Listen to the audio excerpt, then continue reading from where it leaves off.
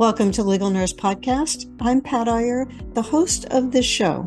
I started Legal Nurse Podcast in September of 2016 as a way to connect with legal nurse consultants, and that has been successful. We have listeners in over 105 countries around the world, and I'm excited to be able to bring you tips and knowledge about this specialized field. I would love to have your comments on the show, or compliments, or suggestions. Please go to podcast.legalnursebusiness.com and look for a red button on the homepage where you can leave a message for me and share your comments. In this series of podcasts coming up next, I will be spending some time focusing on a skilled role for legal nurse consultants, that is, of being an expert witness. Arlene Klepatsky, who is a nurse attorney, and I have put together a course called Expert Witness Mastery for Nurses. It is beginning in the first week of May and will run for 4 weeks in May on Tuesday nights, and Arlene and I will be teaching you the skills that help you expand an expert witness practice. We're going to be giving you 4 live sessions that will include opportunities for interaction and to gain a deeper understanding of how to be a successful expert witness. This course is based in part on a book that I released this spring 2024 called How to Be a Successful Nursing Expert Witness, 2nd edition. Be sure to go to the link below this video, which is lnc.tips/expert witness course. You will receive the tips that you need to feel comfortable in this role and expand your caseload. If you see this video after the course has run, we will have the recordings that you'll be able to watch at your convenience. Now let's get on to the show. Welcome to Legal Nurse Podcast. My name is Pat Iyer, and today we're going to focus on some of the frequently asked questions that people bring up when they are thinking about being an expert or they encounter some of the challenges associated with being an expert witness.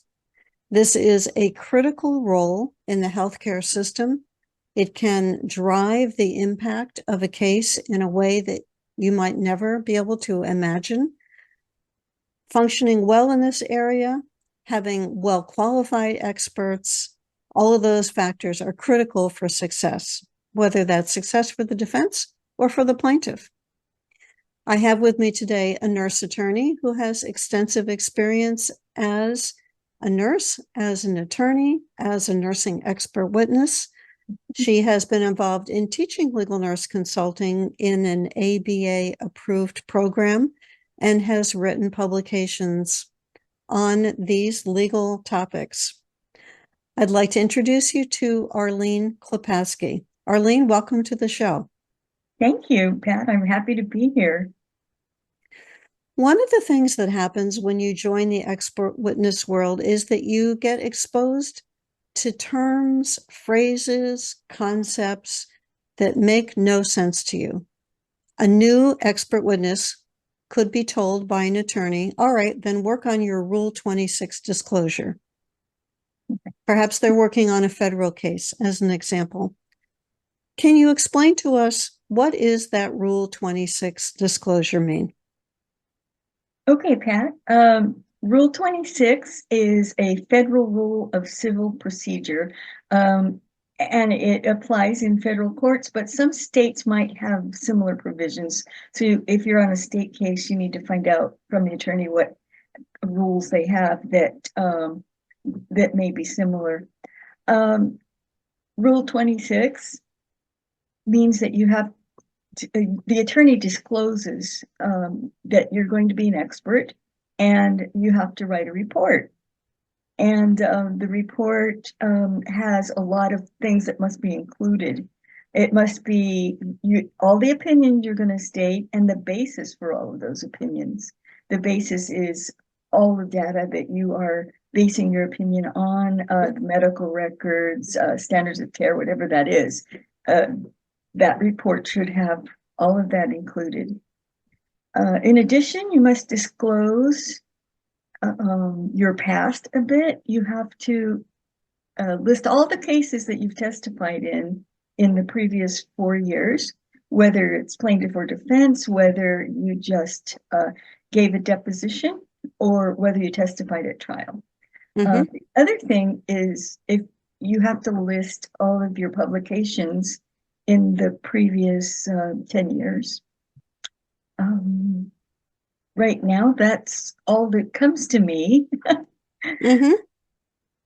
There may be a few more little things, but it's always important, if you're going to testify, discuss with the attorney what your obligations are.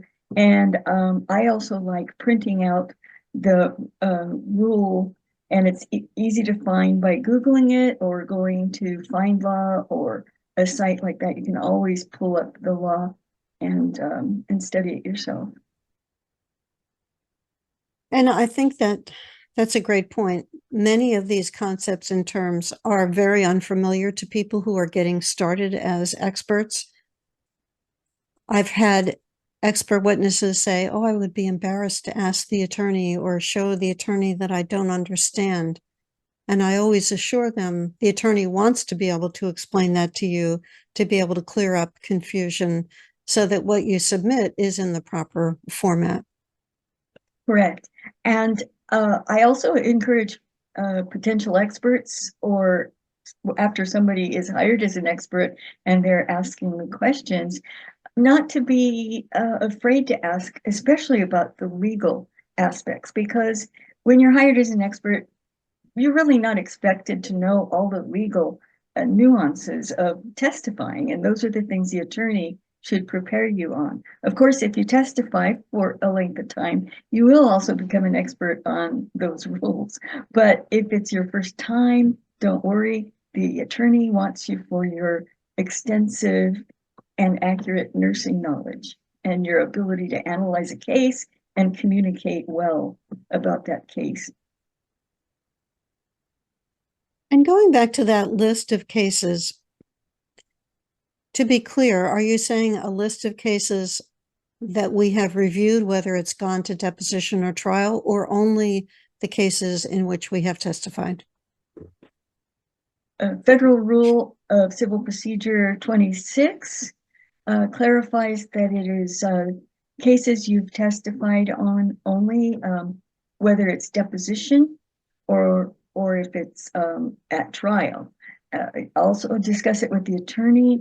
I have filled out affidavits, and those were not required to be disclosed, although I would make sure the attorney knows that I'm not including those cases in case the attorney would like me to. I have never included the affidavits that I have completed. I also learned a trick, a couple of points related to this, which is it's imperative that you make this an ongoing list that you keep current. Yes. Because it's extraordinarily difficult to recreate this after the fact, to hunt through records to find out when was that deposition. And then also it says 4 years, which I interpret as 48 months. Exactly. If you're in the middle of July, for example, you might, unless you think of this as 48 months, you could be giving information that you're not required to disclose. So it's not from January to December, it's 48 months. And when I would go into my list when I was testifying, I would drop off the older cases once they passed the 48 months. That pinpointing that on the list, then I would have only 48 months worth of information, because I didn't want to supply the adversary with any more information than I had to as an expert. That is true, Pat. That's a very good way to make sure that you are not giving out additional information, and you're also assuring that you do not forget one.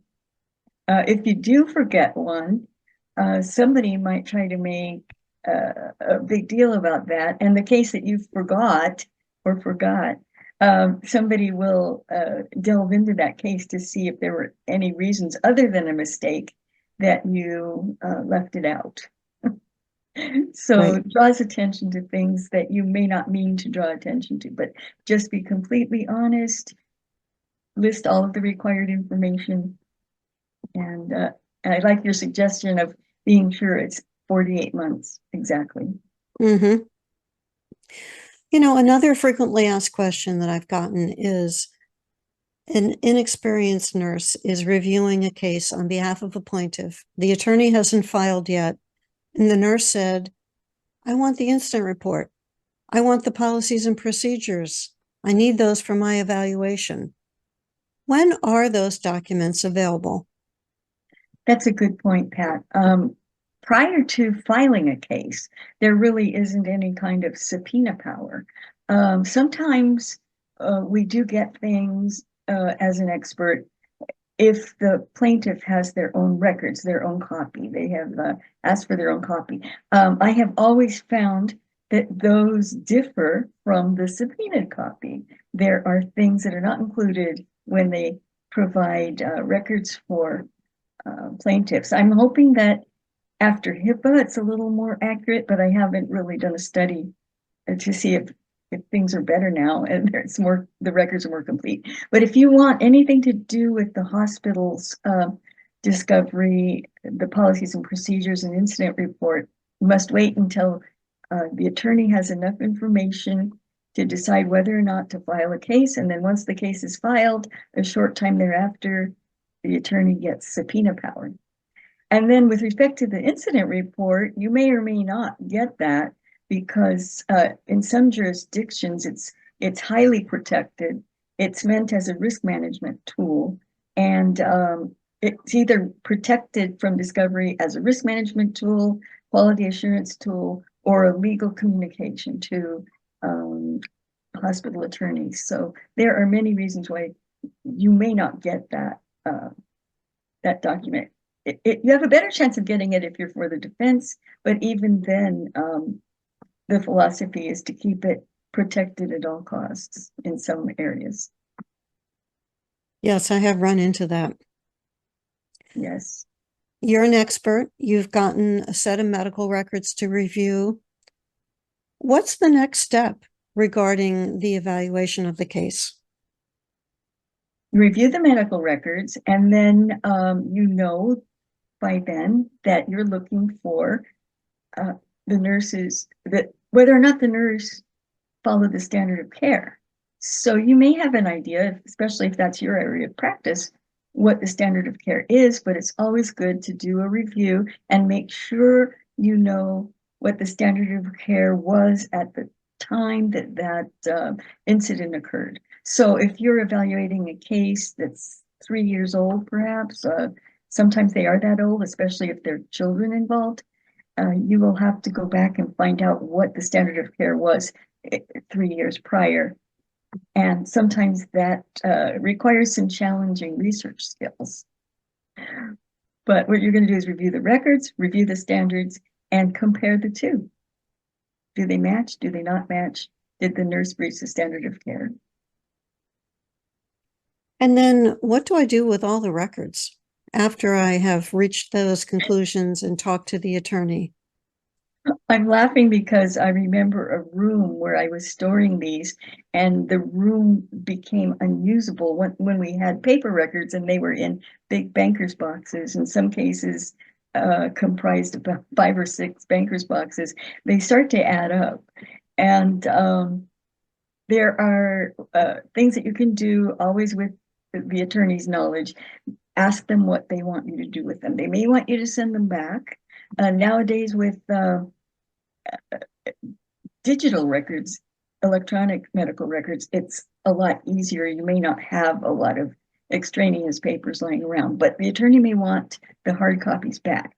If the attorney doesn't want the hard copies back, then with the attorney's knowledge and consent, you may destroy those records, but you need to destroy them officially. You don't throw them away. You call a reputable shredding service, and then you can either watch or get a legal certification that they have in fact been destroyed. Mhm. One of my companies that I used would destroy the records in my driveway in their truck in front of me. And I Mhm. knew that nobody got a chance to uh, read through them before they destroyed them. And then they gave me a certificate. And I always felt really good about that service.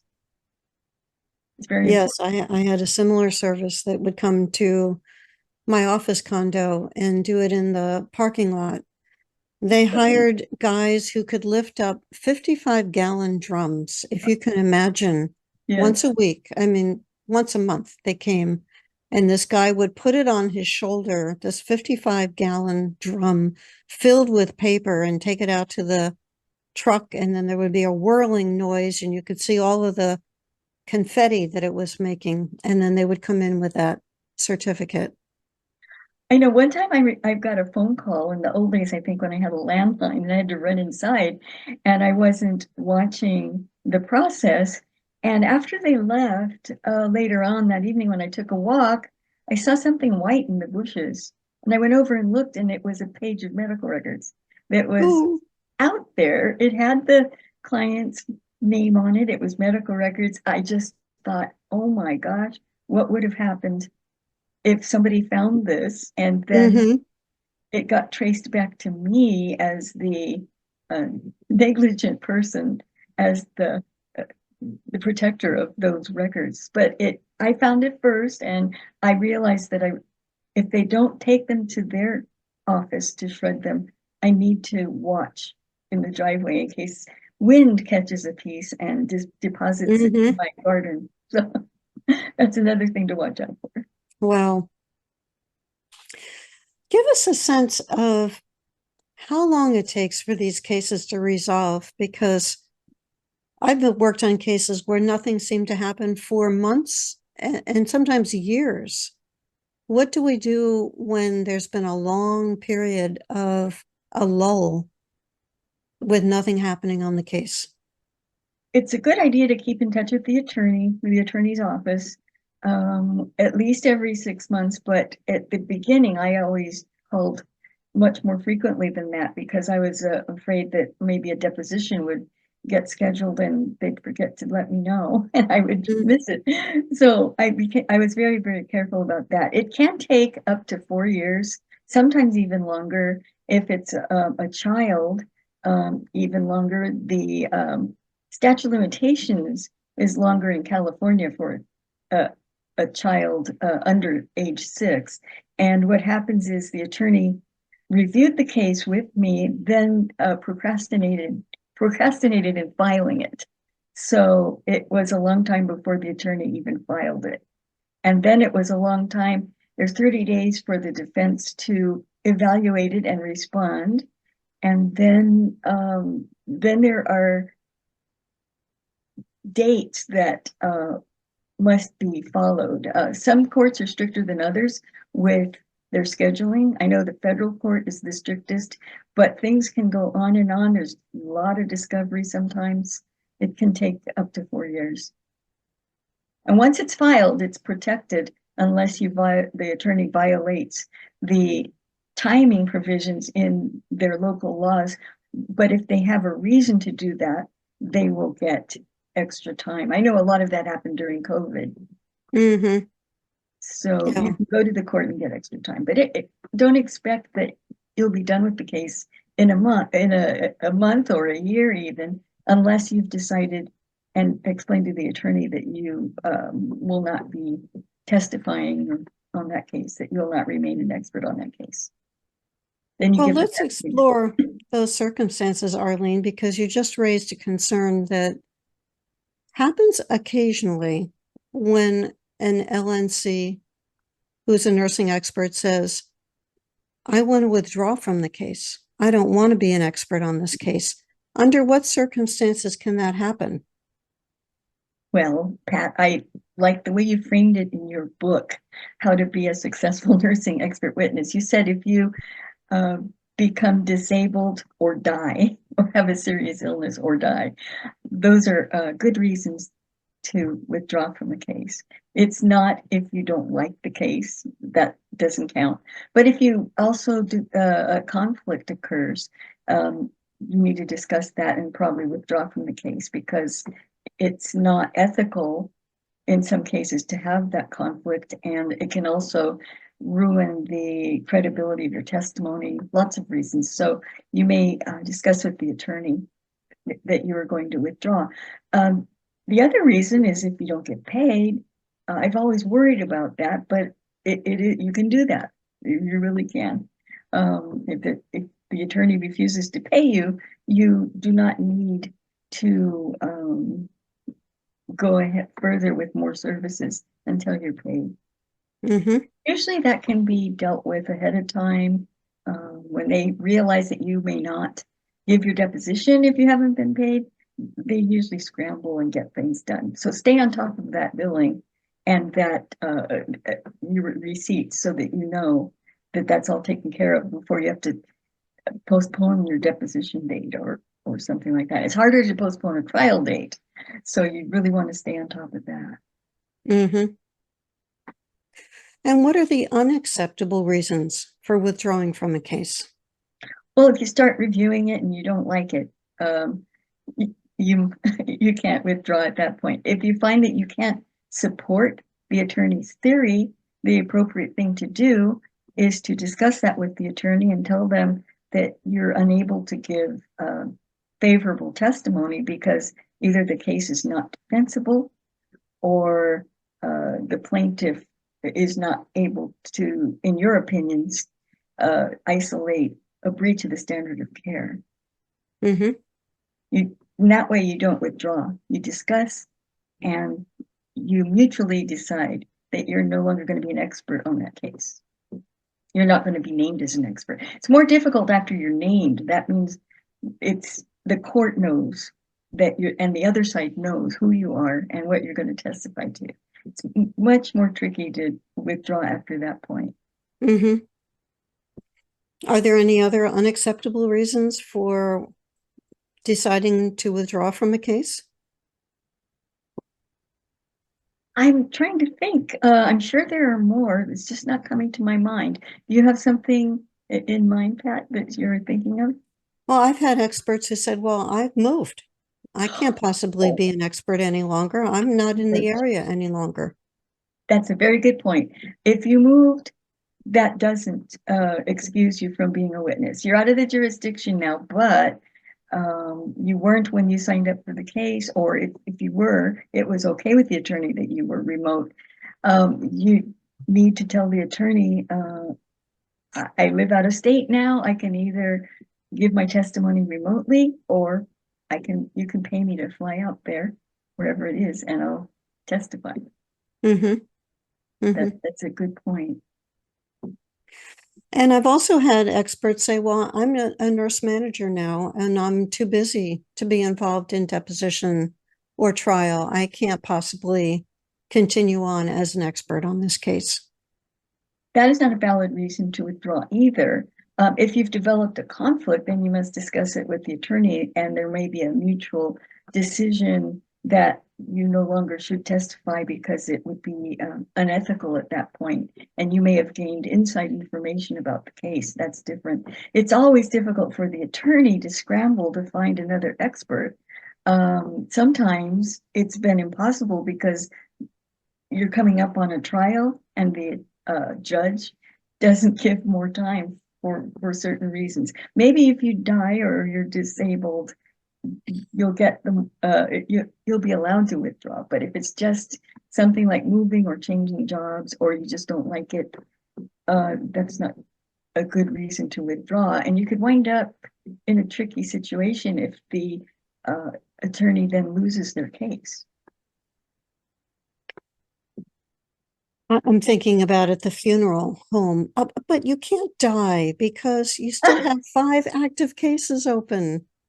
Right, and that raises a point that somebody in your family or a close friend really should be the person to contact attorneys if something like that should happen. I mean, in your instructions, should you die, you could have the names of the attorneys that would appreciate a call that they need to find a new expert.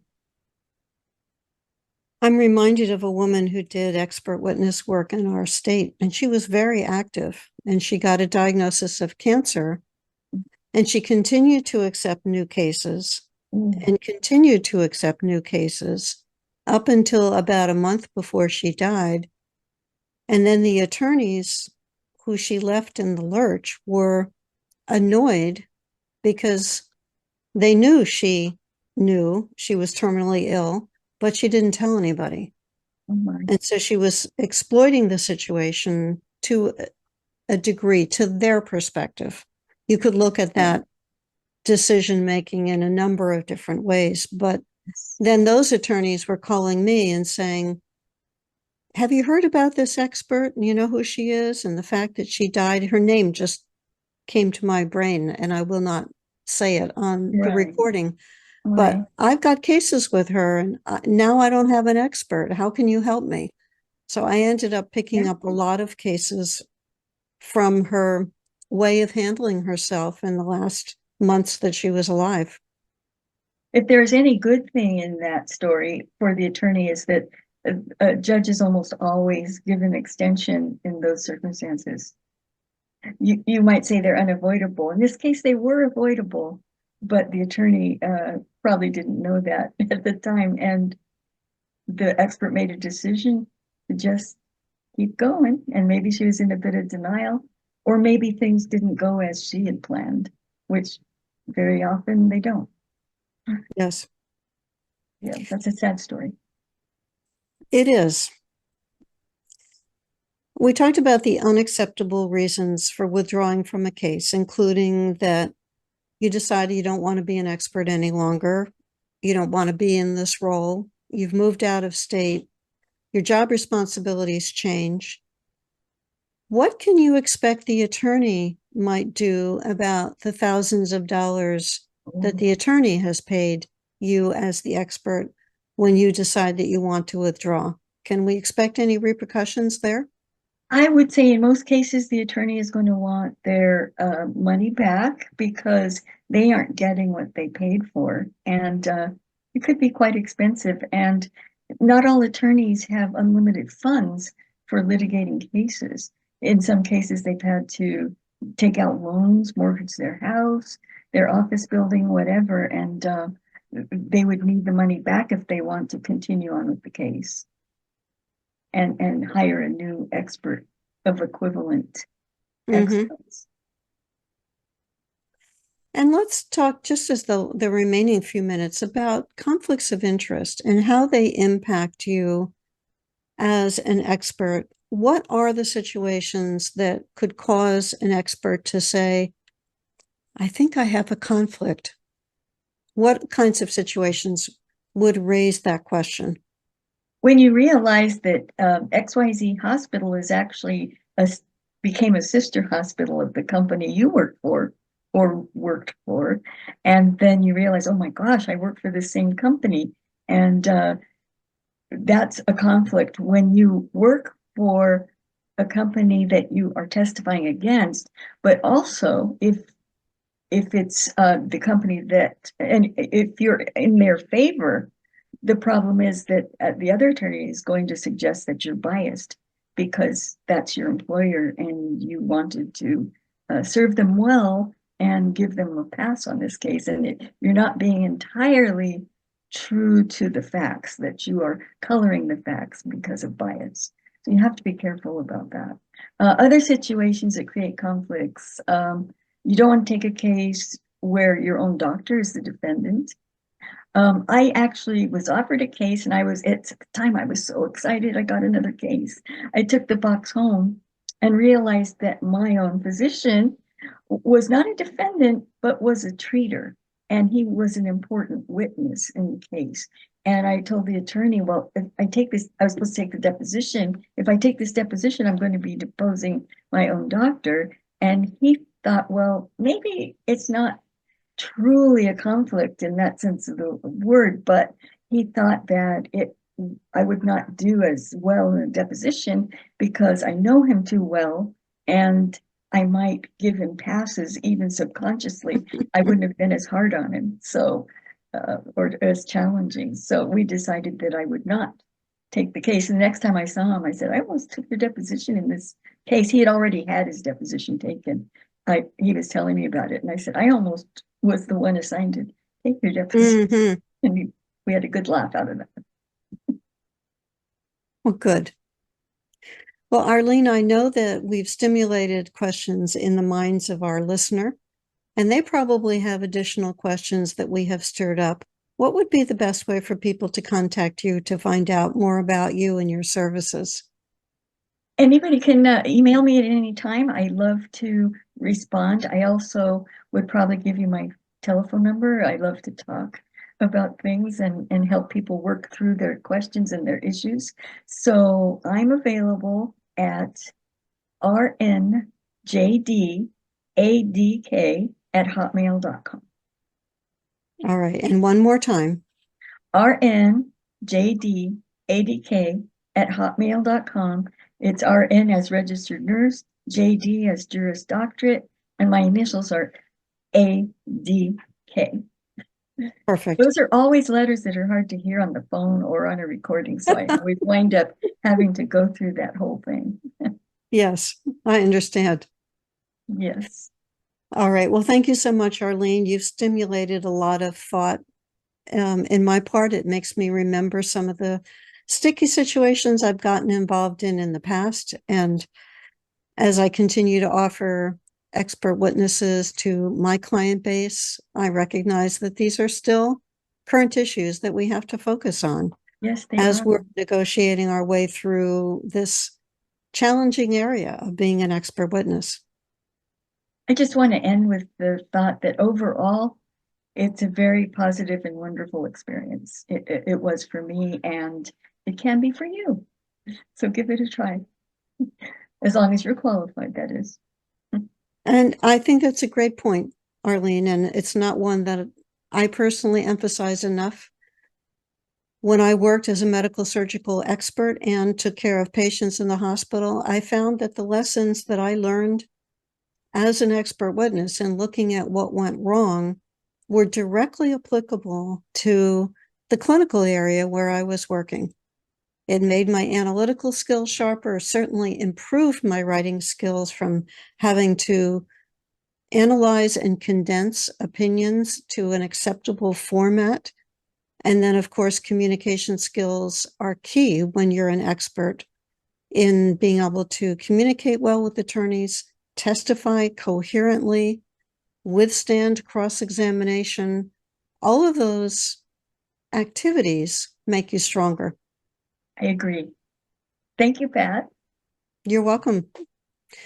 Be sure to go to legalnursebusiness.com, sign up for our free reports, get more information about the skills that you need as a legal nurse consultant, and hang on for just a few more minutes when you have an opportunity to meet the guest of the next show coming up next on Legal Nurse Podcast.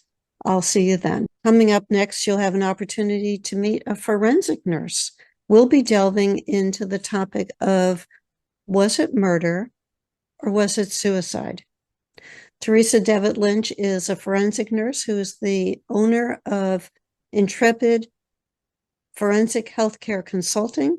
She is a SANE nurse, a sexual assault nurse examiner, and testifies in cases both nationally and internationally.